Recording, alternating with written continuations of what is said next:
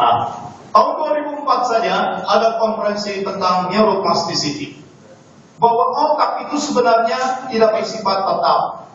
Neuronnya, sinapsnya, fungsi areanya itu tidak bersifat tetap. Sesungguhnya otak itu memiliki plasticity, bisa berubah, bisa terbentuk neuron baru, bisa terbentuk sinaps, jaringan penghubung baru, bisa terbentuk sirkuit baru, bisa terbentuk fungsi-fungsi yang diperbaiki. Yang menariknya bahwa perubahan pada otak itu bisa dari luar, dari eksternal, dirangsang, dan juga bisa dari internal. Dan dari dalam salah satunya adalah dengan kontemplasi. Kontemplasi itu bahasa kita zikir. Jadi bisa saja otak sudah rusak akibat alkohol, akibat narkoba. Tapi fuadnya belum rusak. Fuadnya itu dihantamkan zikir ke dalam, ditanamkan bibit zikir, diberikan talqin zikir. Maka di inabah itu yang terjadi. Yang menurut orang sudah sampah, ini orang sudah gila. Itu kan kalau cerita para pembimbing di inabah, itu orang-orang sudah narkoba, Masya Allah. Saya menyaksikan itu di inabah 1, inabah 2, inabah 3. Kalau mereka lagi sakau, itu mereka kiris darah pembuluh darah, mereka sedot darah sendiri. Mereka makan kotorannya sendiri. Ulama besar itu kalau nggak dijaga dimakan. Mengerikan sekali. Mereka makan daun-daunan apapun. Ya lihat aja anak-anak di pinggir jalan itu kan. Saking kepengennya buka tutup iPhone, buka blok sudah masukin kantong lagi. Itu udah rusak itu.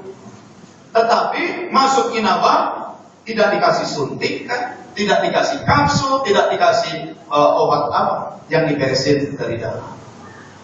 Karena perbaikan dari memang perlu waktu agak lama itu, karena dia menjadi rusaknya juga prosesnya nggak sebentar, prosesnya lama juga. Maka inilah dikembangkan teknik, bukan saja pengobatan itu intervensi dari luar, tapi intervensi dari dalam. Dari dalamnya, talqinkan zikir, tanamkan bibit zikir. Dia dilatih, ayo mandi, dilatih mandi, sebab dengan mandi merangsang saraf-sarafnya. Dilatih itu sholat, kemudian dibimbing, la ilaha illallah, la ilaha illallah. Meskipun zikirnya dengan mulut, dengan suara, tapi kan suara itu masuk ke telinga, telinga sampai ke sampon, sampon udah rusak, ya nggak apa-apa. Meskipun rusak, terus diperdengarkan zikir, tetapi ada yang tembus ke dalam. Jadi ini tetap digarap, basarnya tetap digarap, tapi ini juga digarap.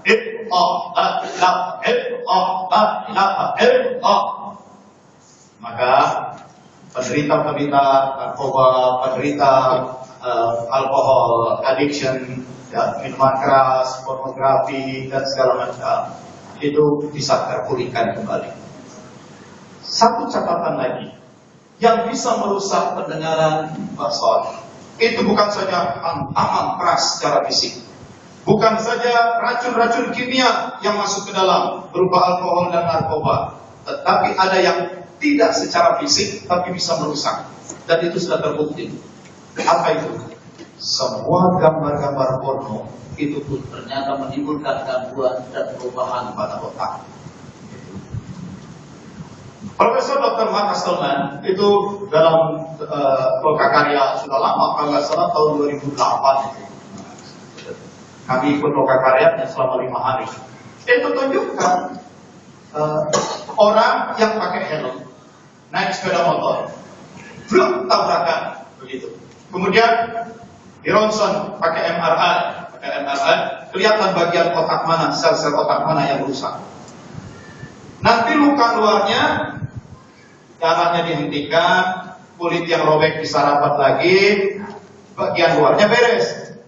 Tetapi bagian dalamnya, otak yang pernah mengalami benturan itu kelihatan ada cacatnya. Dan ternyata orang yang suka nonton video porno itu pun mengalami cacat yang sama juga. Dia tidak hantam keras dengan benturan keras, tetapi akibat stimulus rangsangan dari mata, dari telinga, itu pun merusak bagian-bagian otaknya. Kasih tahu kepada anak-anak. Karena itu orang kalau sedang main game online itu pun mempengaruhi sistem saraf. Saya saja sudah menyaksikan 3 anak main game online dilarikan ke rumah sakit. Main game online di rumahnya, Ramadan tahun lalu, sampai berhari-hari bapaknya kesel dibanting itu laptop. Akhirnya dia kabur.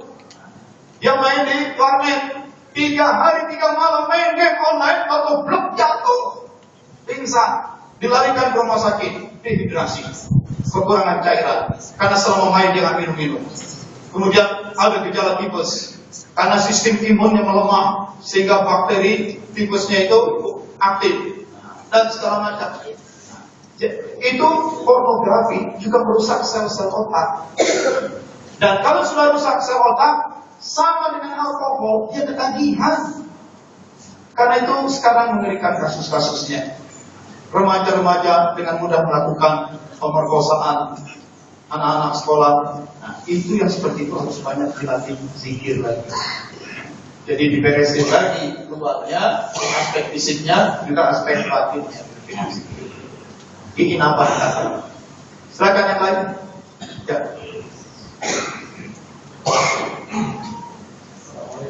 Waalaikumsalam.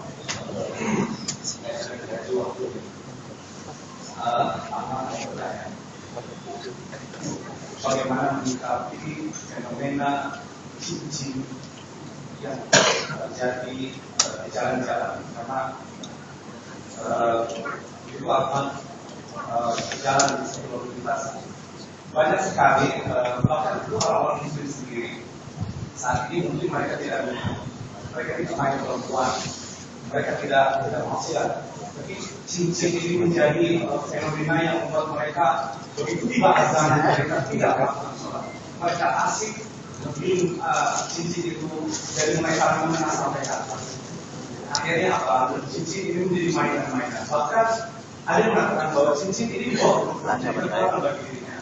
Bahkan ada juga yang melukiskan cincin itu dengan kalimat Allah yang bisa punya. Tapi dia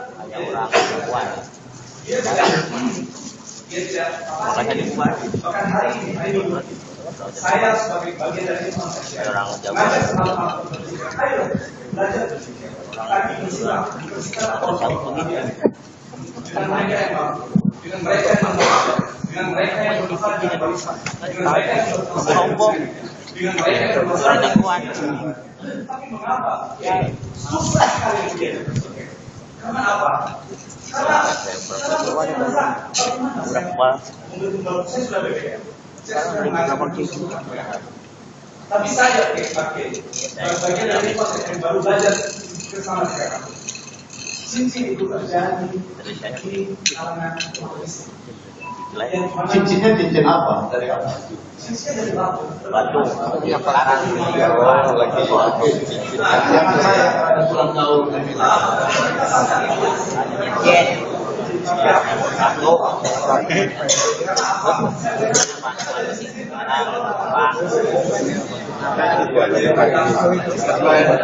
Yang pakai cincin ngacung coba tunjukin. Banyak juga benar, ternyata benar banyak yang pakai cincin.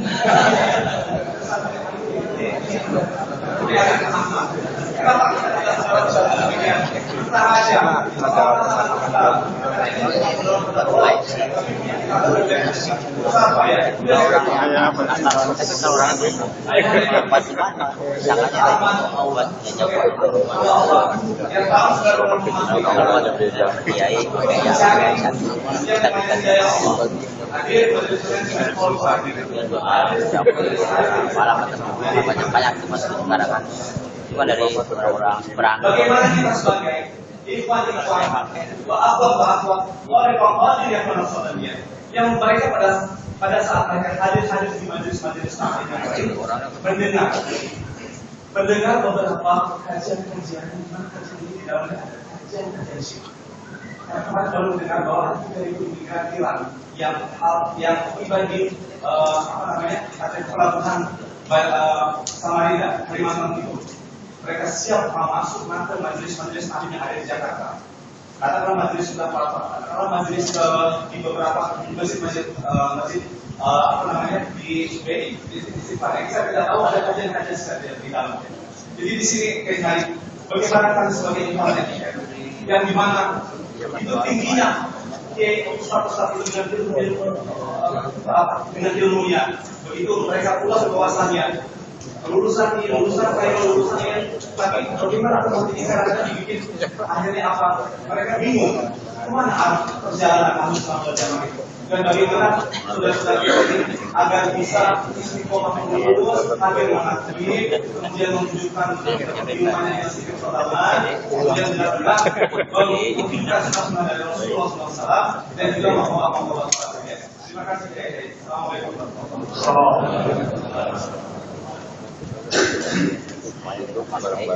wabarakatuh. Jadi amal berisan ini sangat besar giroh semangatnya untuk berdakwah, sehingga risau juga karena berdakwah ngajak orang itu sulit. Orang itu sudah berada dalam kubangan masalah, macam-macam masalah, tapi ditarik itu susah. Itu Rasulullah juga sedih ketika pamannya mengucapkan syahadat. Sampai Allah turunkan ayat, innaka la tahdi man ahbabta walakin Allah yahdi man yasha. Sesungguhnya engkau tidak bisa memberi hidayah, bahkan kepada orang yang paling kau cintai sekalipun. Allah lah yang memberi hidayah kepada orang yang dikehendakinya. Gitu. Namun bukan karena kita berlindung pada ayat itu, lalu kita tidak mau mengevaluasi cara-cara kita berdakwah. Kita berdakwah dengan cara yang biasa-biasa saja, tapi kalaupun dakwah itu tidak memberikan hasil, kita bilang hidayah dari Allah. Belum dapat hidayah. Bisa jadi justru hidayah itu tertahannya oleh cara dakwah kita. Betul, hidayah dari Allah, tetapi cara kita berdakwah pun harus kita cermati.